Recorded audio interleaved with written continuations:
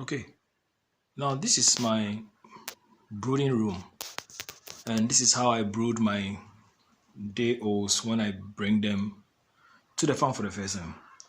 Now, I brood my bears always lifted up the floor to prevent them from picking things from the floor. This ensures that their rate of survival is better, from my experience, than when I brood them on the floor.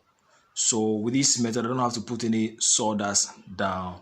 I brood them in cages for close to about 4 weeks before I move them down. By then, they would have been a bit stronger before I finally move them away. So these are two tiers. Each cage is able to take like 200 bears for like 3 to 4 weeks before I eventually move them up there. So I have my poly tank up there, and then I have the water connections. So nipple drinkers. Maybe let me see if the lighting will be better this way. Yes. Right. So the tank is up there with the lights connections to all the cages. So with this method, I most of the time do not have to use so much of charcoal because they are within a confined area. They're able to keep themselves warm, and they're actually also within a room, like a single room. So yes, and the windows will be covered for a period until the weather is, unless the weather is very hot, that I open. But if not, I just let it be like this for a while. And if I think the weather is too cold, I'm able to put more rubbers on the cages, so I don't have to use too much of it. So when the birds come in, I put them here. They have their nipple drinkers in the cages on both sides, and the connection is such that it moves from the tank to the first nipple. There's a connection to the second nipple. From there, there's a connection that comes from the up nipples to the down ones, and there's a place where I empty the water when I'm doing the vaccination. So it's very easy for vaccination and other medication purposes. For the day olds, I find it very, very easy. So within this small space, I'm able to brood close to like 800 bears. I'm able to brood 800 bears within a period of close to 4 weeks before I move them down. So by the time they move out, they are okay. The care is very, very simple. They fill in the water, and then they are fine. Anytime you want to change water, you just drain it and then pour in fresh water to just rinse the pipes, and then yes, we pour that one out. You just continue to do that until we realize the water that's coming out is now very clean. Before we close the exit, so the water will stay in there. For medication, for vaccination, that is how I do it. Very, very simple method. So between the first cage and the layer cage, I cover the down cage with a tarpaulin, and I either spread sawdust on top of the tarpaulin so that when the upper cage birds drop their litter, it goes onto the rubber on top. Some instances too, I just spread a little bit of ash to just ensure that the scent doesn't come up.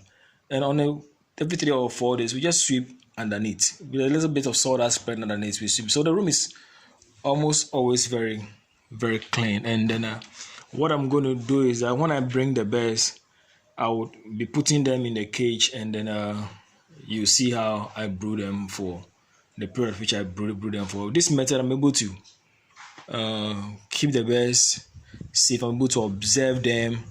They don't need too much heat because they are close to themselves. They don't pick on their litter, so instance of diseases is much reduced, and the bears are fine. Yeah, the bears are always fine in this cage that I designed. So I'm not too afraid when I'm brooding them in this method. But I'll bring in the bears, I'll put the bears in there, and then we observe the bears as they mature. Sometimes I'm able to even start initially with about 250 for the first week. Then later on, I begin to reduce the numbers as they grow in size. But yeah, a very simple method that you can look at and see if it's feasible within your environment to construct something like this. You can use it over and over and over again. These are metal cages. They're not exposed to the weather for you to get rusted. Yeah, so it's more very convenient. When I bring the birds in there, God willing, 19th November thereabout, I'll put them in there, and then yes, we see their development as they stay in these special cages that I make for them. So as I said, it's one of the methods that you can adopt if you don't have too much of space, a big space to do the brooding, and also if you don't want to use too much of heating. Because this one really saves on heating costs, because I said the birds are close to themselves, so yeah, they're able to generate enough heat among themselves. And with the LED bulbs that we use, it's also able to generate some heat. So when you put the rubbers around the perimeter of the cage, it's able to add some warmth. The bulb also generating some heat to cover the top with the rubber, leave some space for air to pass through, and then you are fine. When the sun is hot, on a hot sunny day, we just raise the rubbers on both sides of the windows, and then the birds just get in some fresh air, and they are fine. So sometimes as early as 3 days, 4 days, you're able to open the windows for them to get fresh air, because sometimes when the weather is very hot, yes, we don't need to lower the windows down. They get fresh air, and then they do fine. They do fine. You're able to monitor anyone that is sick easily because they are close. You can see them divided among the 4 cages. So if you start from 250 per cage, you may think that they'll be crowded, but they are very fine for the first 2 or 3 weeks. Before as the numbers increases, you just begin to lower the numbers and put them in other cages. Such a time where you are ready to move them fully to another bigger space on the floor if you want to. But in instances where I've brooded them in this cage and even let them mature in this cage, because I keep on reducing the numbers as the numbers increases, and if I have more cages, I put them in more cages, and then yeah, it's fine with this particular system. The nipple drinkers initially drop down like this. As they begin to grow, you raise the nipple drinkers up. It's more convenient and easy. I always try to look for ways to make the work a bit more convenient, a bit more easier for my staff, so that they will enjoy it and not be too much stressed and complain. Yeah, so yeah, and that's a little that I can show on how to a new way of brooding, or another way of brooding. It's not new, I'm sure is there out there already. People do some of these things, yes. But as I said, but this is what I always look for, ways of making things a bit more easy and convenient and better. So that is what I do as I learn from other people. I also try and adopt and modify it to how I want it to look like. Yeah. So thanks so much for watching.